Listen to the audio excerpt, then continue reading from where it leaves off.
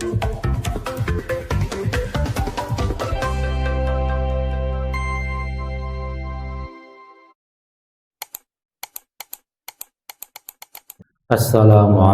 warahmatullahi wabarakatuh. Bismillahi alhamdulillah wassalatu wassalamu ala rasulillah Sayyidina Muhammad ibn Abdillah wa ala alihi wa ashabihi wa man wala wa la hawla wa la quwwata illa billah amma ba'du. Fa ya ayuhan nas usikum wa nafsi bi taqwallah faqad faza al-muttaqun. Hadratil muhtaram jamaah yang dirahmati Allah Subhanahu wa taala. Bismillahirrahmanirrahim. Kemarin sampai kepada bahwasanya kita dianjurkan untuk berteman, bergaul dan bergabung dengan orang-orang yang saleh supaya kita ketularan salehnya, ketularan baiknya, dan menjauhi orang-orang yang zalim agar tidak, kalau bahasa kitanya, agar tidak kena sialnya gitu. Karena sungguh teman itu menjadi pengaruh dalam hidup kita.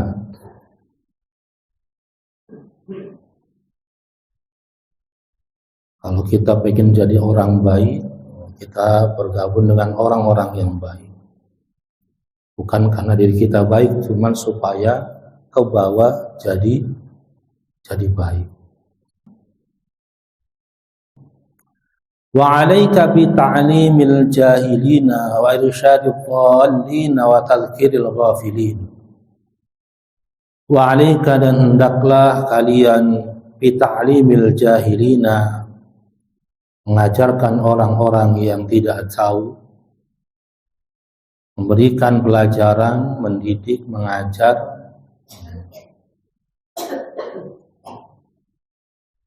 terhadap orang-orang yang bodoh, orang-orang yang tidak tahu. Jadi dulu waktu ngaji kitab tarbiyah wa ta'lim, kalau pendidikan itu tarbiyah, kalau pengajaran itu ta'lim. Kalau pendidikan itu dari kata robba yurabbi tarbiyatan, mendidik berarti menanamkan. Kalau mengajar itu namanya iswalul ma'lumat. Karena majlis ta'lim berarti majlis berisi tentang menyampaikan informasi, mengajar. Kalau mendidik luar biasa.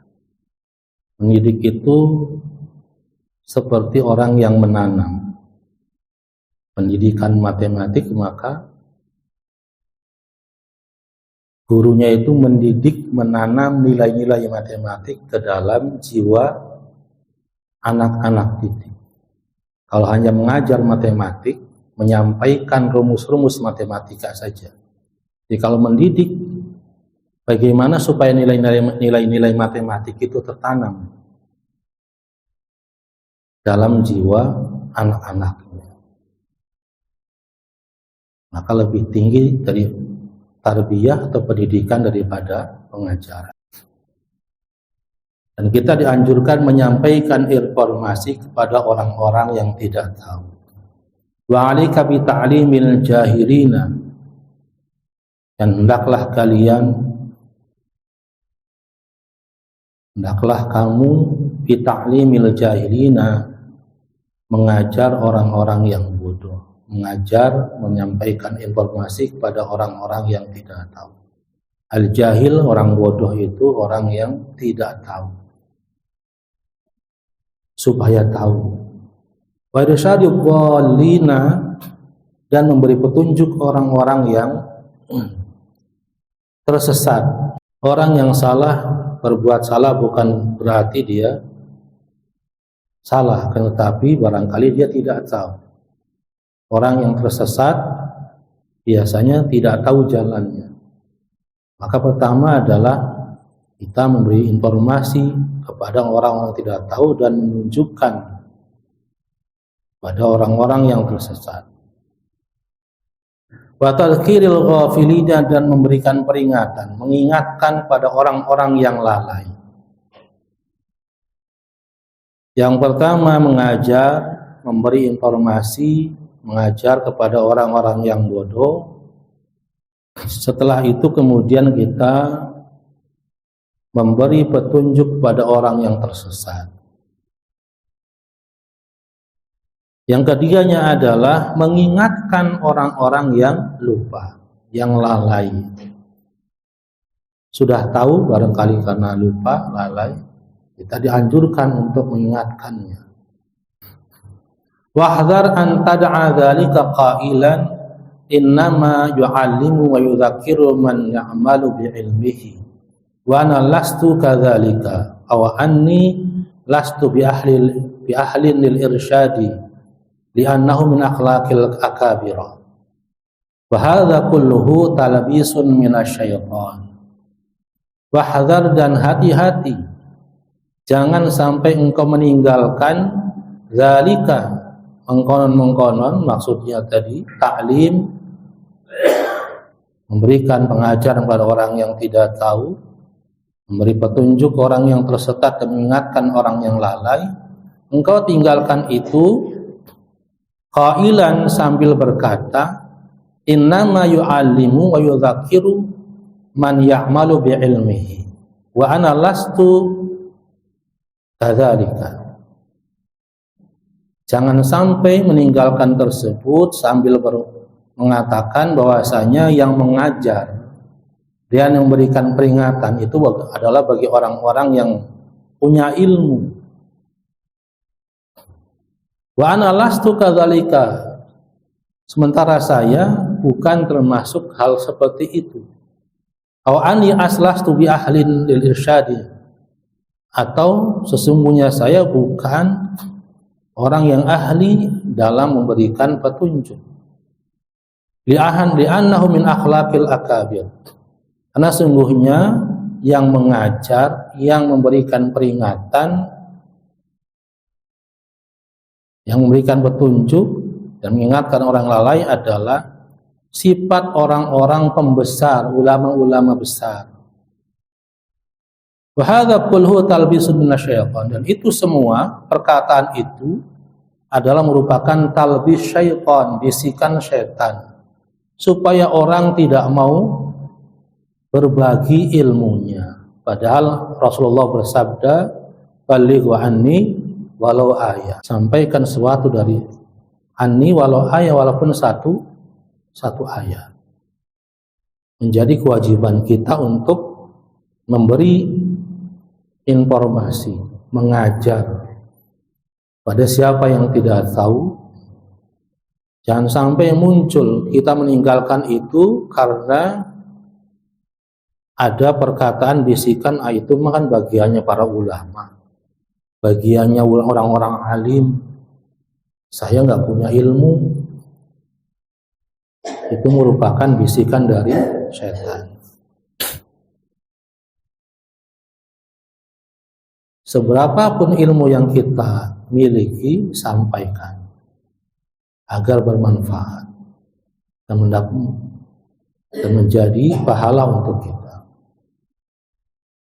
Dan sampai meninggalkan hal tersebut karena merasa bukan termasuk dari orang-orang yang alim, ustadz-ustadz besar. Fa inna ta'lim wa tadhkir min jumlatil amal bil ilmi, karena sesungguhnya mengajar dan memberikan peringatan adalah min jumlatil amal bil ilmi, satu kegiatan amal yang harus didasarkan pada ilmu. Jadi seberapa banyak pun ilmu yang kita punya, kalau kita tidak amalkan, tidak sampaikan, tidak ada manfaatnya. Walaupun ilmu kita sedikit, kita sampaikan, itu menjadi hal yang luar biasa untuk kita. Jangan sampai menunggu banyak nanti, malah tidak manfaat. Dalam satu mahfuzat, al-ilmu bila amalin kasyajari bila thamari. Ilmu tanpa diamalkan seperti pohon yang tidak berbuah. Wal akabiro ma saru akabiro illa bifadlillah. Sementara ulama-ulama yang besar, orang-orang alim yang terkenal, ustadz-ustadz yang besar, mereka tidak akan jadi yang besar, yang terkenal, ulama-ulama yang luar biasa, illa bifadlillah, kecuali dengan karunia Allah Subhanahu wa ta'ala. Jadi jangan merasa wah saya mau ustadz kampung, nggak layak untuk menyampaikan, untuk mengingatkan, memberi peringatan, memberi petunjuk orang yang sesat, orang yang tersesat, karena ngerasa kecil. Padahal kejadiannya lewat depan mata kita. Mau diterima atau tidak, itu bukan urusan kita. Kewajiban kita menyampaikan ilmu yang kita punya, walaupun sedikit. Jangan sampai muncul perasaan bukan kewajiban saya. Ada ulama yang besar, ada kiai ustadz yang besar yang bisa memberikan nasihat, memberikan pengajaran. Tidak seperti itu. Apa yang kita punya, ada suatu ilmu yang kita miliki, sampaikan. Ada orang yang butuh petunjuk jalan, kita arahkan. Ada yang lupa, kita ingatkan. Ketika kita ngaji Bulughul Maram, ada suatu hadis, Rasulullah sholat asar 2 rakaat. Sholat asar 2 rakaat. Emang Allah sengaja lupakan Rasulullah? Selesai salam, udah balik duduk santai. Sahabat bingung, ini sholat asar kok 2 rakaat? Akhirnya sahabat berani nyamperin, ya Rasulullah, aqasorta amnasita. Ya Rasulullah, jenengan lupa apa dikosor nih sholat asar? Oh 2 rakaat. Astagfirullah, ini nasi itu saya lupa. Langsung berdiri lagi, jamaah ikut lagi, nambah 2 rakaat lagi. Jadi jangan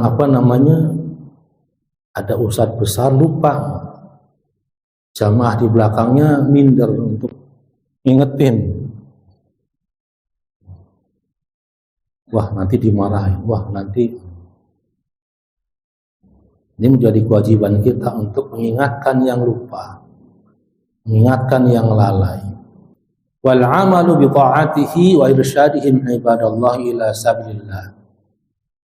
Dan berbuat, melaksanakan ketaatan kepada Allah, wa irsyadihim, dan memberikan mereka petunjuk ibadallah, terhadap hamba-hamba Allah, ila sabilillah, ke jalannya Allah Subhanahu wa ta'ala. Wa idza lam takun ahlan falaysa laka tariqun ila al-husulil ahliyah ila fi'lil khair wa du'a ilaihi wa innama syu'mu fid da'wa wa du'a ila ghairil haq. Wa idza lam takun ahlan, dan memang kalau senyatanya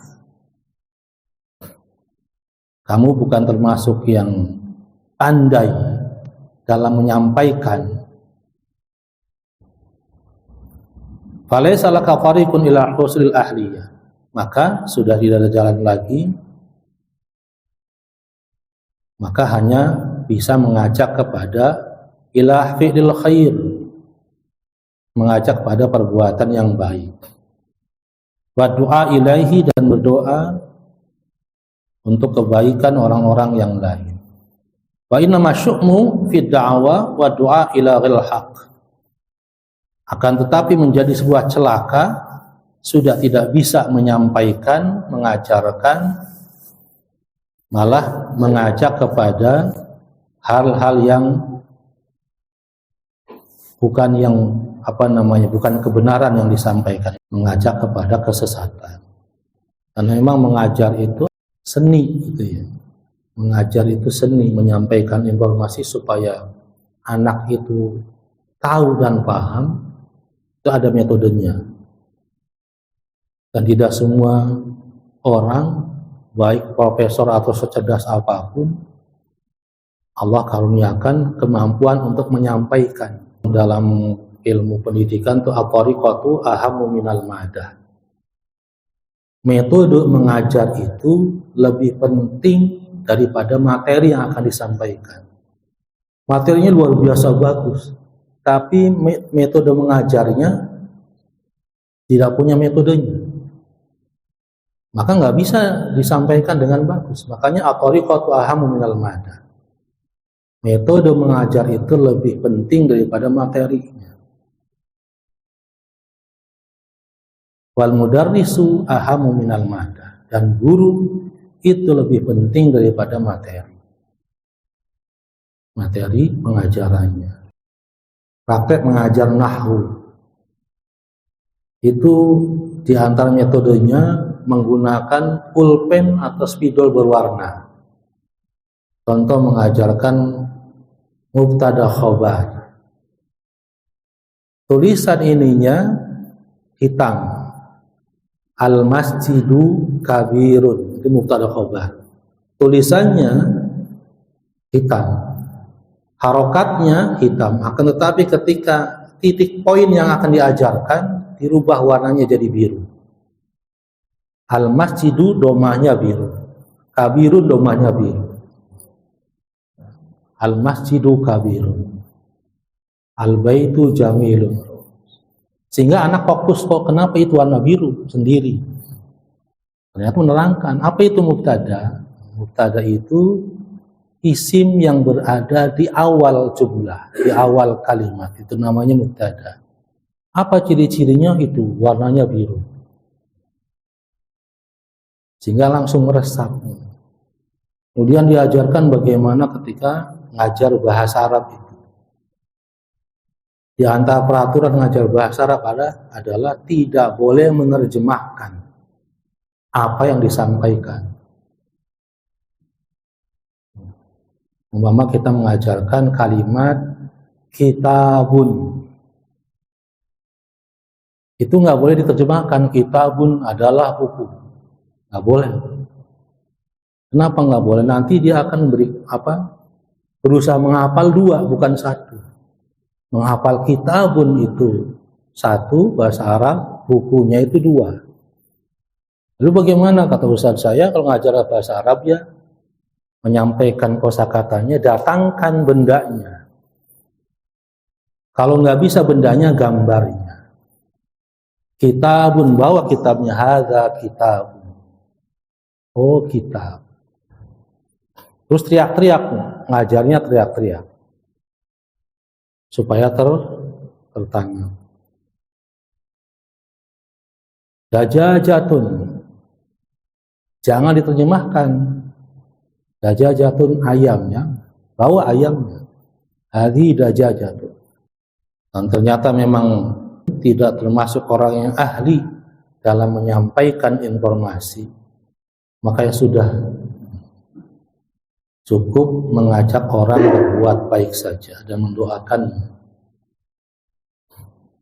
Yang celaka itu wa inna masyu'mu, akan tetapi yang namanya celaka itu fid da'awa wa doa, dalam mengajak dan berdoa ila ghairil haq, bukan jalan kebenaran. Wa 'alaika bi jabri qulubil munkasirina wa mulaqafatid du'afa wal masakin. Selanjutnya adalah wa 'alaika, dan hendaknya kamu bi jabri qulubil munkasirin, menghibur hati orang-orang yang sedang sedih. Wa mulaqafati ad-du'afa wal masakin, dan berlemah lembut terhadap orang-orang yang lemah dan miskin. Wal muwasatul muqillin, dan berlaku sama terhadap orang-orang yang minoritas. Wa taysiri 'alal mu'sirin, dan memberikan kemudahan terhadap orang-orang yang dalam keadaan kesusahan. Wa iqradil mustaqridina, dan memberikan pinjaman terhadap orang-orang yang membutuhkan pinjaman. Yang pertama, kita dianjurkan untuk menghibur orang-orang yang sedang sedih. Kemudian berlemah lembut terhadap orang-orang yang duafa dan orang-orang miskin. Selanjutnya, memperlakukan orang minoritas itu dengan adil, dengan bersamaan, tidak membeda-bedakan. Dan wa taysiri 'alal mu'sirin, dan memberikan jalan kemudahan bagi orang-orang yang dalam keadaan kesusahan. Membantu. Wa iqradi al-mustaqridin, dan memberikan pinjaman kepada orang-orang yang membutuhkan pinjaman. Ini hutang. Dalam Al-Quran Allah jelaskan, illal ladzina amanu wa 'amilus shalihat. Orang-orang yang beruntung itu orang-orang beriman dan beramal saleh.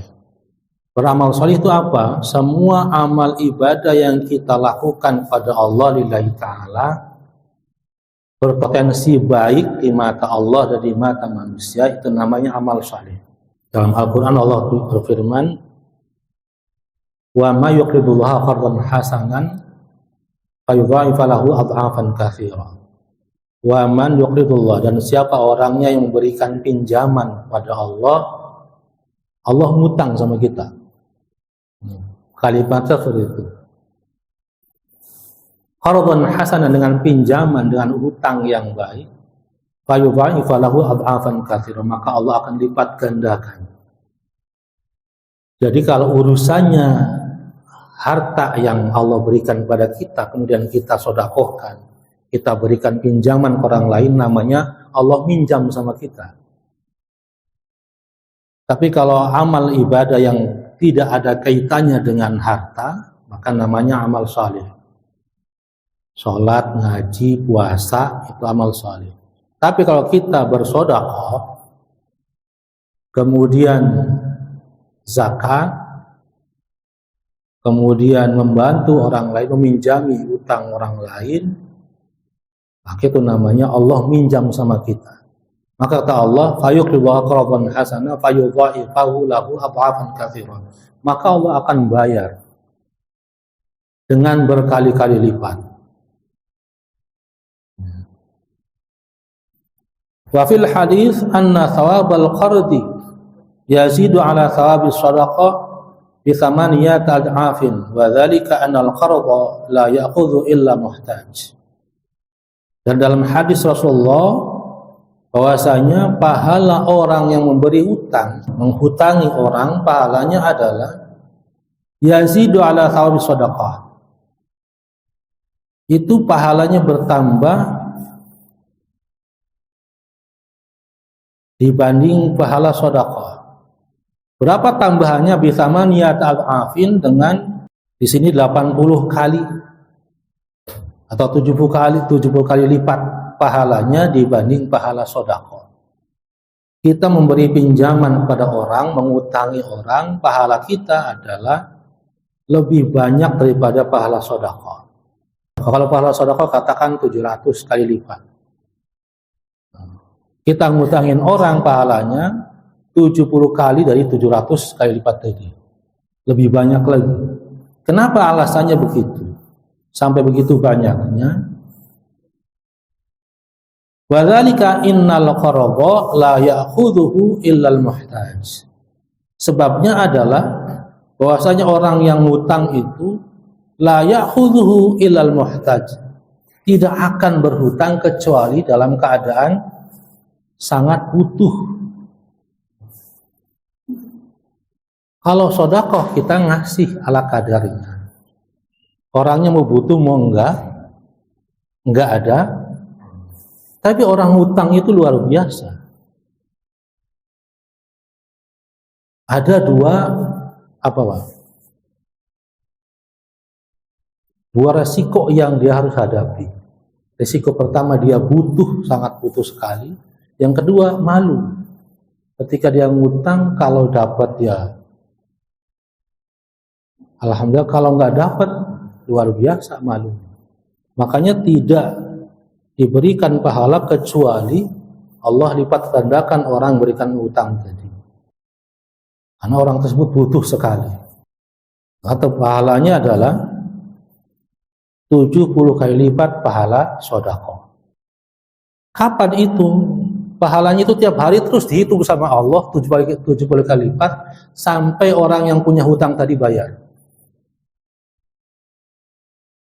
Janjinya sebulan, Pak, insya Allah sebulan saya balikan. Pas sebulan datang ngadep lagi, belum ada Pak, minta tambahan waktu lagi.